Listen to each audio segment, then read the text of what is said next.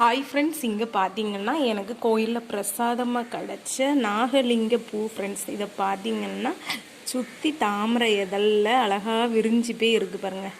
சுற்றி தாமரை இதழ் அழகாக விரிஞ்சு போய் இருக்குது. அப்படி பார்த்தீங்கன்னா சிவன் உள்ளே இருக்கிறது மாதிரியும் இந்த நாகம் கொடை பிடிக்கிறது மாதிரியும் இந்த பூக்க தோற்றம் அமைஞ்சிருக்கு பாருங்கள் ஃப்ரெண்ட்ஸ்.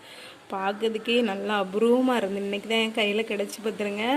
சும்மா செல்லில் பார்த்துட்டு தான் இருந்தேன், ஆனால் இன்றைக்கி கிடைக்கும்போது எனக்கு ரொம்ப சந்தோஷமாக இருந்தது ஃப்ரெண்ட்ஸ். பாருங்கள், சிவன் அமர்ந்திருக்கிறது மாதிரியும் அப்படியே அந்த நாகை கொடை பிடிக்கிறது மாதிரியும் பூலே அப்படியே அமைஞ்சிருக்கு.